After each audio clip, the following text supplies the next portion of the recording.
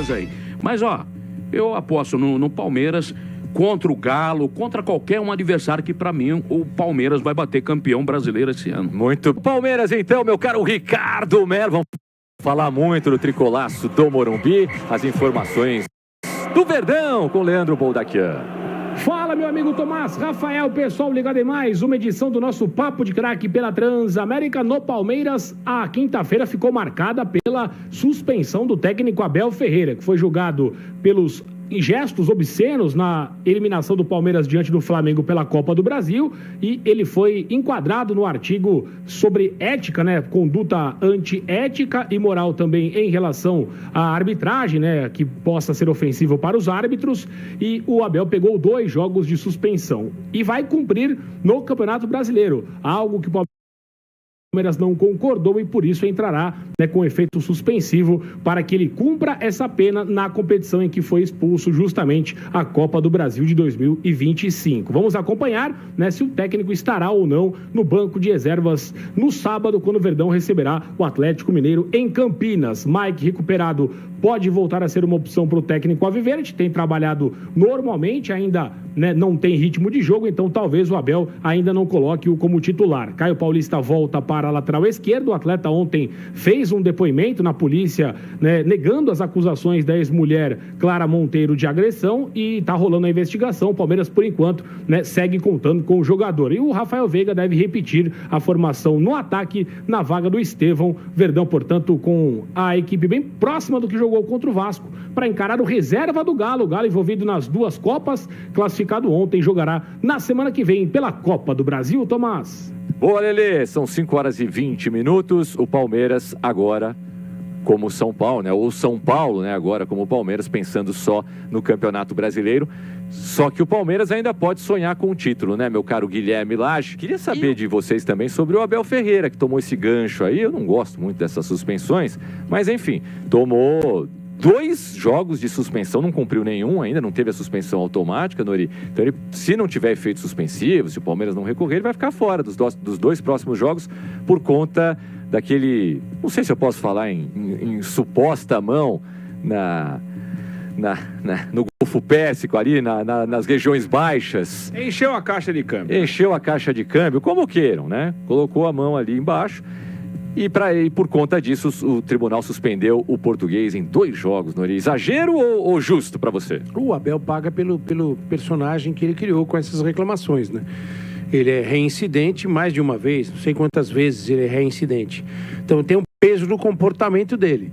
Se ele está certo ou errado, é uma outra discussão. Às vezes ele pode ser punido de forma exagerada, mas ele é um cara que reclama o tempo inteiro, tem um comportamento que não é legal à beira do gramado, o que não interfere em nada na qualidade do trabalho dele. Ele é um baita treinador, fantástico treinador. Só que eu acho que essa é uma questão que tem que ser resolvida entre a direção do Palmeiras e o Abel, porque a direção do Palmeiras paga um belíssimo e justo salário para o seu treinador. E muitas vezes ele não está no campo, que é onde ele deve estar, à beira do gramado, porque ele é suspenso toda hora. Então, acho que é algo que a direção do Palmeiras deveria sentar com o Abel e falar: ó, seguinte, nós precisamos de você aí à beira do gramado, cara, não dá. Se segura aí, apaga um pouco esse fogo aí e tal. E ele mesmo tem dito nas entrevistas recentes, né, que ele está mais calmo, porque não tem jogado tanto, tem sido bom para ele, que ele está descansando, tem ficado com a família.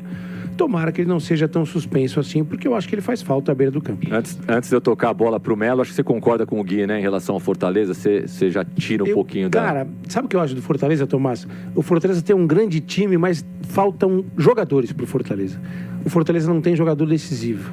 Ele funciona muito bem coletivamente, mas ele carece de grandes jogadores. O grande jogador é o cara que aparece para fazer o gol no jogo importante, é o cara que resolve os problemas, é o cara que faz o gol do título. E o Fortaleza não tem grandes jogadores. É um ótimo trabalho, time muito bem montado, mas na hora da decisão derrapa.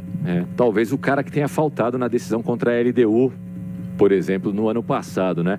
Ricardo Melo, quero saber, depois quero ouvir o Gui também sobre o Abel Ferreira, mas a sua opinião sobre a suspensão do Abel e sobre esse jogaço, né? Palmeiras e Atlético Mineiro. Ô, louco, Melo, se o Atlético jogar contra o Palmeiras, não acredito que isso vai acontecer, até porque o Palmeiras defensivamente é melhor, mas se jogar o que jogou contra o Fluminense, vai ser uma pedreira daquelas em Campinas no final de semana. Primeiro da coçada, lá nas partes. Muito bem. Você é mais contundente, você é mais objetivo do que eu. Parabéns. Coçou. Parabéns. Acho um absurdo isso aí, né? Um absurdo. Acho uma suspensão. Uma bobeira incrível. Eu concordo. Né? Olha, só do STJD ter aceitado essa denúncia aí, essa queixa, eu já acho um absurdo, né? Enfim, e não vai acontecer do Galo fazer um jogo como fez ontem contra o Fluminense. Sabe por quê? Isso vocês podem perceber. Sempre quando uma grande equipe consegue um resultado, ou de classificação, ou tá lutando por uma... mais no caso da classificação mesmo, ou brigando por um rebaixamento e consegue o resultado, os caras apostaram tudo naquele jogo. E no próximo jogo parece que acabou a bateria.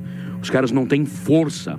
Geralmente, pode ver, um time ganha um clássico aí. Vamos supor que o Corinthians ganhe do São Paulo, ou o São Paulo ganhe do Corinthians lá no Mané Garrincha. Um jogo neutro. O São Paulo ganha, faz uma bela de uma partida. Pode ver que no outro jogo, se jogar com a rua de cima, é capaz de perder. Porque parece que foram colocadas todas as forças naquele jogo e no outro. Eu não sei, os caras parecem que se desligam da tomada e entram molão. Portanto, não espere um Galo com a mesma atitude, jogando o futebol que jogou diante do Palmeiras no próximo sábado. Eu acho que o Palmeiras eu coloquei como um favorito, né? Para mim, só vão brigar pelo título Botafogo e Palmeiras. E o Palmeiras só não é líder do campeonato porque menosprezou o campeonato lá atrás, colocou as suas fichas na Copa do Brasil e na Libertadores e perdeu para o Vitória. A última derrota do Palmeiras foi contra o Vitória. Depois 5 vitórias seguidas, né? E 2 empates, 7 jogos de invencibilidade. 2 empates depois, Depois da derrota contra o Vitória, que também os reservas era para ter ganho do Vitória, né? Claro. Mas entra sem concentração, achando que vai ganhar a qualquer momento, e o futebol de vez em quando apronta essas surpresas aí. Mas eu aposto no Palmeiras contra o Galo, contra qualquer um adversário que, para mim, o Palmeiras vai bater campeão brasileiro esse ano. Muito bem, daqui a pouquinho o Kaique Silva vem com o noticiário Tricolor. Já apostos o Kaique para falar do... E na minha avaliação, aí a gente fala do São Paulo, do Botafogo e agora no intervalinho o Palmeiras em destaque aqui no Papo de Craque.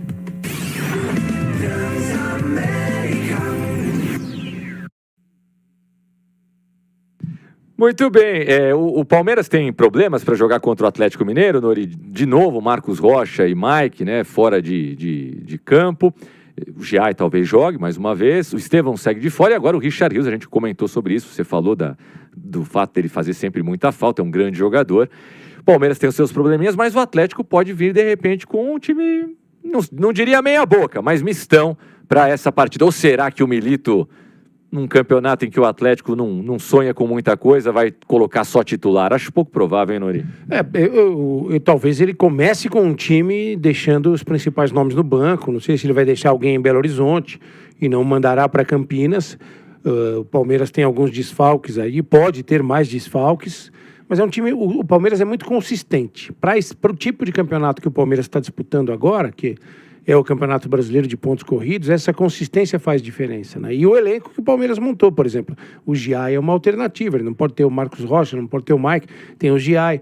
E a maneira de trabalhar do Abel Ferreira é muito interessante, porque ele vai aos poucos, às vezes o cara não joga por umas 4, 5 partidas, de repente ele volta, ele começa a ganhar espaço no time.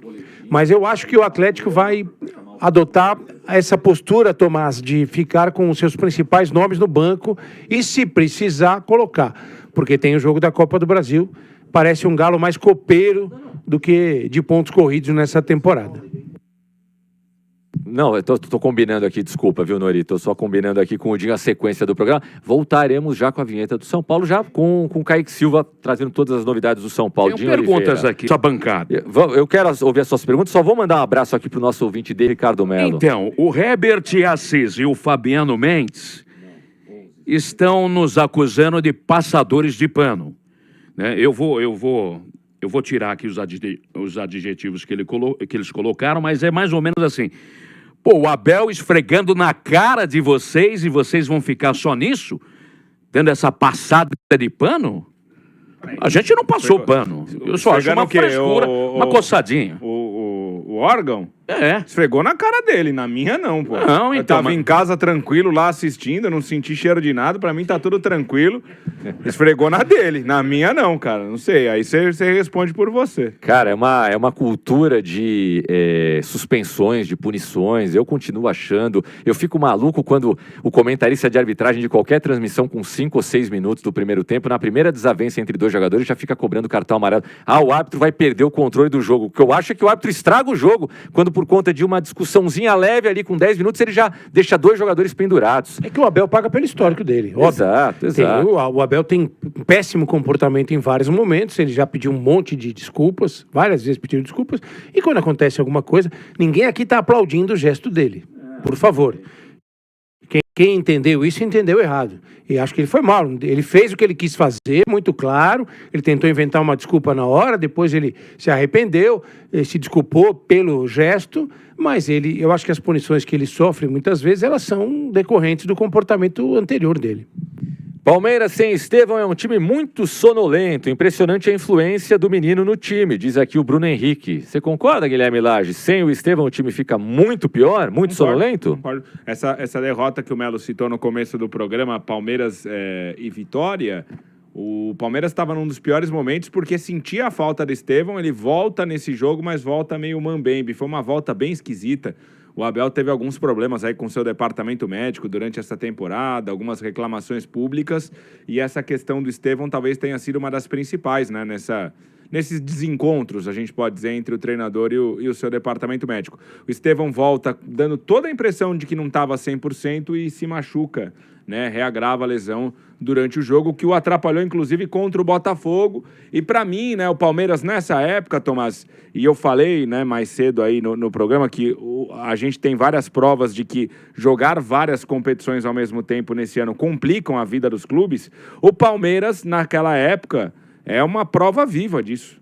Olha o nível de futebol que o Verdão apresenta hoje e o que conseguia apresentar quando estava em todas as outras competições. Então, para mim, isso está sendo escancarado nessa temporada.